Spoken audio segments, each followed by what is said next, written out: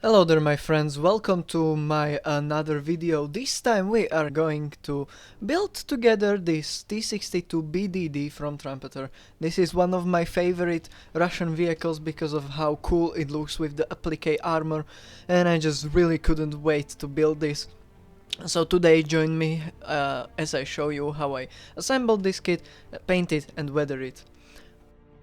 The assembly is very straightforward. This is ordinary Trumpeter kit in which means it's really simple to put together. Everything fits nicely because it's one of the newer kits, and the assembly really isn't complicated. These are, in my opinion, the best kits if you are a beginner and you would like to start. So if you would like any recommendation, I recommend newer Trumpeter kits. As you can see here, I am applying some ordinary plastic cement to the turret, so it dissolves the outer layer of plastic and I can create some cast texture. I do this by tapping the turret with a ordinary sponge.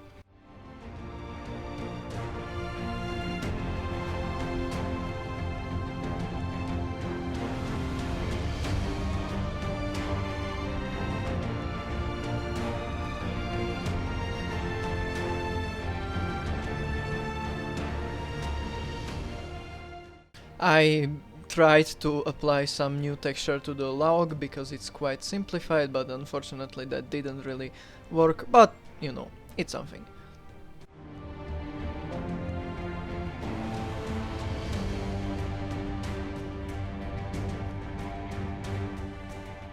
Otherwise I just complete the assembly.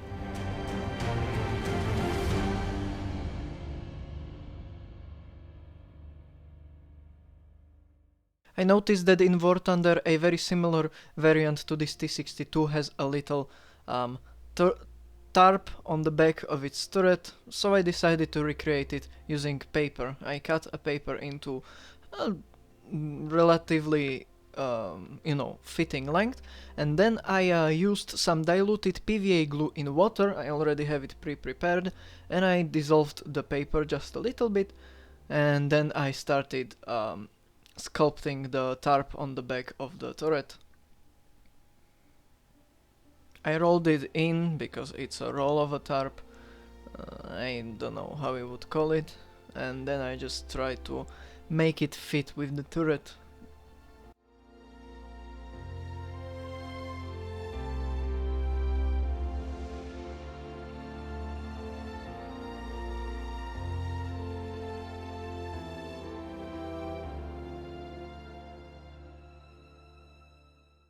Using this technique I also made these little belts that hold the tarp in place on the vehicle that I noticed in the 3D model in War Thunder. It's not perfect, but in this scale it doesn't matter all that much.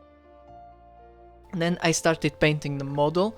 The first color and first layer was done using ordinary Russian uniform from Vallejo. This color was heavily diluted with water and then it was applied in several coats across the entire surface.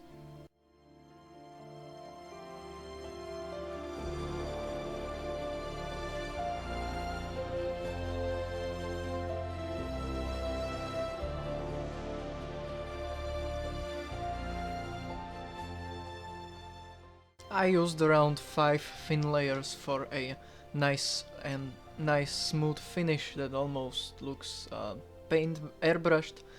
Now what I do is I highlight the highlighted areas. I do this by diluting color quite heavily to almost a filter, and I apply it to areas that I would like to have highlighted, and just to not leave any hard edges I then blend them. Unless you want hard edges like on... I do understand why you would want them on some areas. This is one of my favorite techniques that I've been learning for quite a while now. I think it quite transforms the model to a better finish. However, you need to be careful, acrylic colors dry really quickly, so what I recommend is either working in small sections or getting a paint retarder. I basically just layer on continuously lighter and lighter colors until I am happy with the result. the lighter the color is, the smaller of area it you know, covers. Then you could also just dry brush the model with even lighter green to pick out all of the highlights, but I didn't do it this time.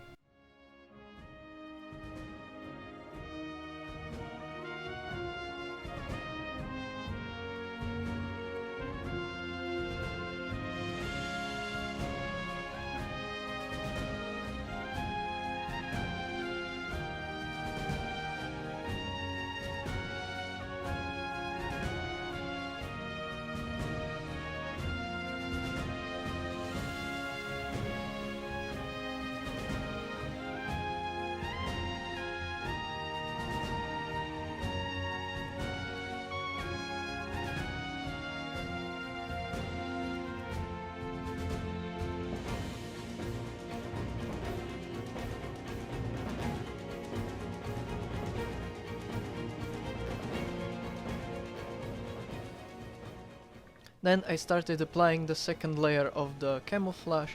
This time it's brown. What I did was, I used flat brown for this. What I did was, first I made an outline of the spot of the camo, and then I filled it in again with diluted color, and then I layered it on to itself until I had a nice opaque layer. This camouflage isn't too realistic. I found it again in War Thunder, as most of my stuff. This is a custom camouflage from War Thunder Live, and it depicts a Czechoslovak T-62, which isn't real, but our T-55s did have this camouflage, and you know, they're quite similar.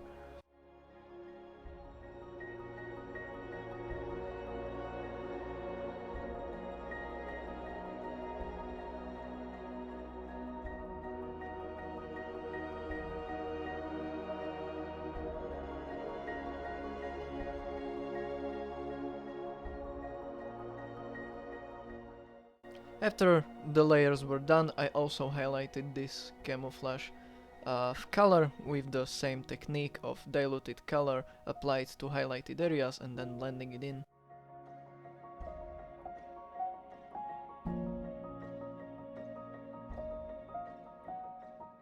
The brown spots were then outlined with ordinary black color, as seen in the camouflage again.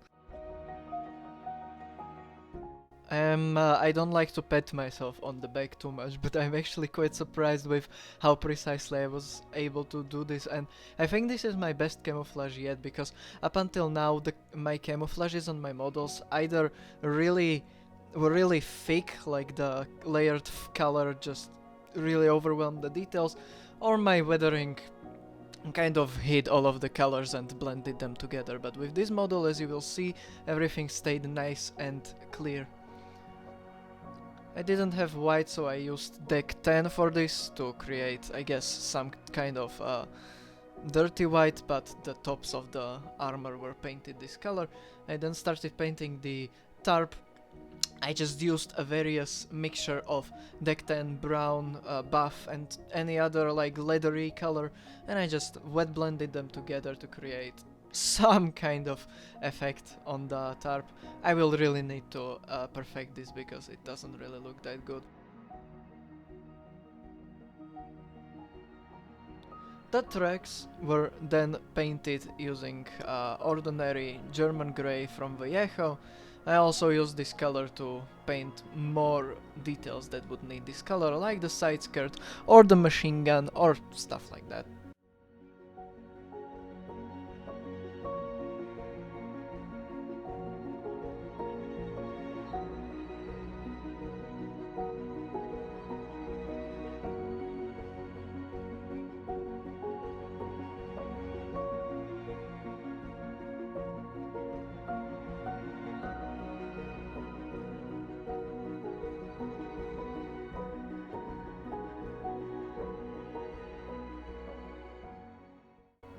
Then it was time for the washes. I used grey wash from Vallejo for this. I applied it specifically around details, and then I blended it using water. Again, this is one of the techniques that would usually over like shadow the camouflages on my models and they would blend together, but I think on this model I kind of perfected how to do it.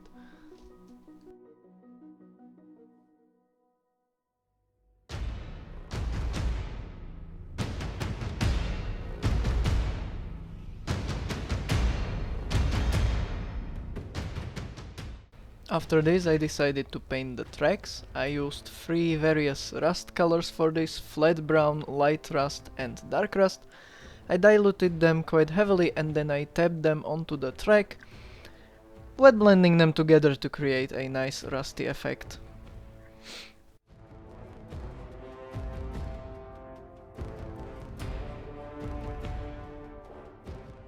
Then I started some chipping. I decided to chip the model with light grey, so I just mixed together, you know, white and German grey, and I chipped all of the areas that I would expect to get really straight up on a real vehicle.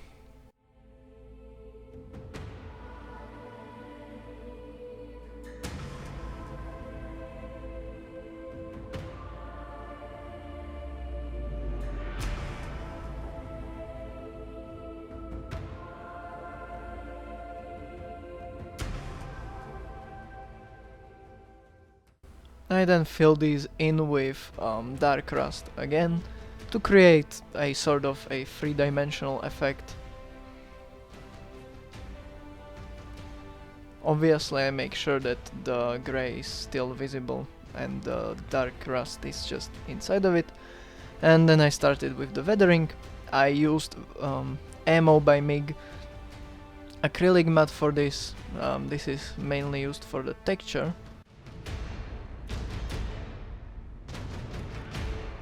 I applied everywhere that I would expect mud to get caught up.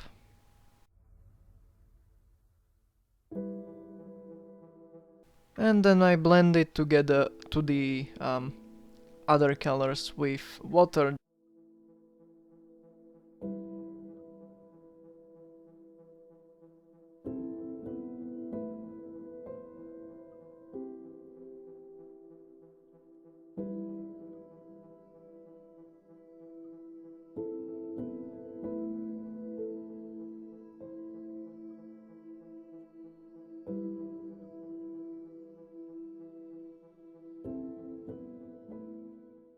I don't weather the top of the tracks because it'll be hidden by the mudguards.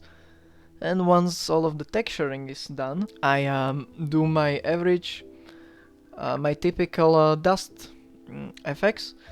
I use deck 10 for this. I just highly dilute the color. I apply it over all of the muddy effects.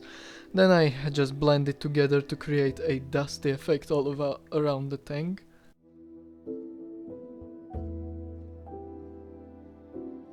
I blend this with water again because, well, it's an acrylic color. I apply it on the upper surfaces as well. On the sloped surfaces I blend it with a downwards motion to create rain streak effects. I then apply some speckling onto the model using deck 10 as well, just to create some more texture for the weathering. And then afterwards I use Vallejo European dust wash on the muddier areas and the tracks. Anyway, that's gonna be it for today's video. I really hope you enjoyed it, you found it perhaps useful for your next model. I'm really happy with the result of this model and I would like to know what you think about it, so let me know down in the comments. Before the end, I would really like to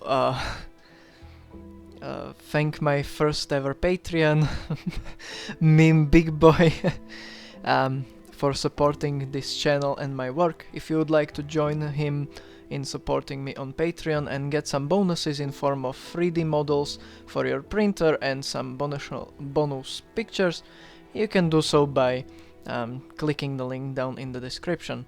Otherwise, thank you for watching this video, I really appreciate it.